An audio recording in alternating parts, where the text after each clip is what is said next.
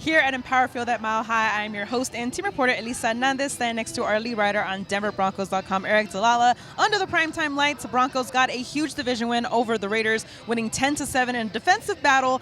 But honestly, it was one of those games that the Broncos were able to pull out to really get a huge division win. It's the first time they faced the Raiders this season. Yeah, they even their division record at 1-1. They get to 8-2. They've got the most wins in the NFL right now, and it wasn't necessarily pretty. It took kind of that grinded out effort that you mentioned, but they won the football game. Yeah. And trust me, there's been times over the last decade where you haven't won that sort of game. And so to be able to win that, it's their first primetime divisional win since 2017. It's their third straight over the Raiders. Those things matter. You get to 8-2.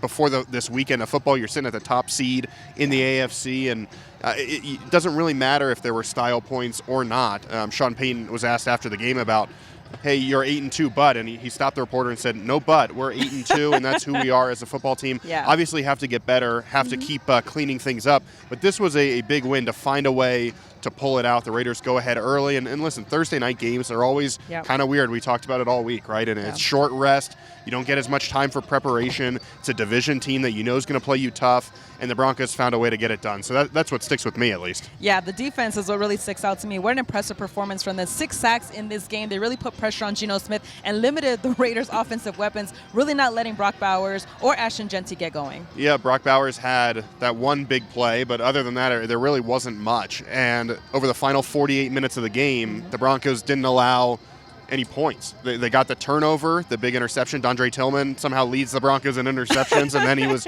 rumbling down the field. 7 consecutive drives at one point where the Raiders didn't even pick up a single first down, and they just continued to make stop after stop. And several of those, the field position was an issue. And so Sean Payton said that too. Hey, the first half, we played the game on their side of the field, on our own side of the field. Second half, they were able to play it more on the Raiders' side of the field. This defense, though, just continues to fly around. Like you mentioned, a talented player in Ashton Jeanty that they really limited.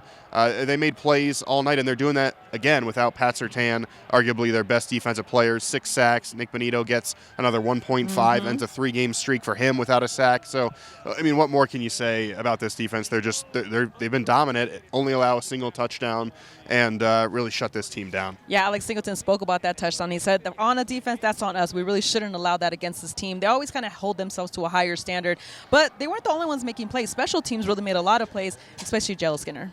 Yeah, Will Lutz obviously hits the game winner, but like you mentioned, J.L. Skinner sets that up with with a blocked punt. It's the Broncos' first blocked punt since 2018, Wow. so certainly not something that happens all the time, only 3 in the past decade, but in a game like this where it was kind of a defensive battle, low-scoring affair, they found a way to make it happen via that block punt.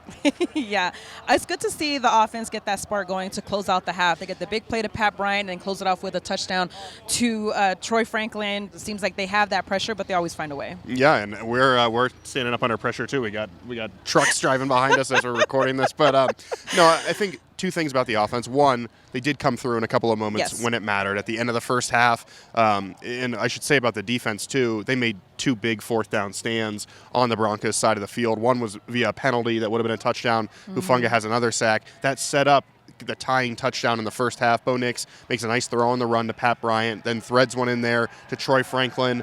And then late in the game, there was another key series where the Raiders miss a field goal. There's about 4.5 minutes left, and the Broncos don't give the ball back. They get 3 first downs. They salt the clock away. That was a big deal, too. But I think hearing from Bo Nix, hearing from guys in the locker room, kind of the sentiment was we've got to stop living this way, and we got to be more consistent, got to find a way to score more points, to stay on the field, because that's the way that you reach the potential of this team. And so they were able to do enough tonight, but certainly got to find a way to be better moving forward, and luckily got a chance to do that. And better to find things to correct when you're 8-2, compared to a worse record. Well, they get their first win in the AFC West, and in just 10 days, they're going to welcome another AFC West rival in the Kansas City Chiefs. It's kind of like a mini bye for them as they go into the weekend, but how good is this for them to reset and kind of get things back on track? Yeah, it's just different with Thursday night. Your schedule's shortened, and Sean Payton talked about the Raiders doing a couple things schematically that maybe they didn't have quite as much time to prepare for. So now you get the full 10 days.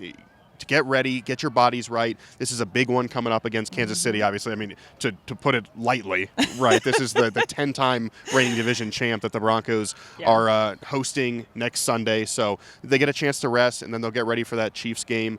And this is a chance to go prove yourself against Kansas City and prove yourself to the league. But I think that a couple days away, Mike McGlinchey said, listen, basically since that Philly game, we've just been going. And it's been a lot of football in a stretch. The Broncos bye is pretty late this year. And so get a mini bye this week, get ready for Kansas City, and hopefully get one more win before the bye week. Well, the Broncos extend their win streak overall, improving to 8-2, and their home win streak here at Empower Field at Mile High, which is where they will play their next game against the Chiefs. Once again, the Broncos defeat the Raiders 10-7. And for all the latest, make sure you guys check out DenverBroncos.com. I'm your host and team reporter, Elisa Hernandez, standing next to our lead writer on DenverBroncos.com.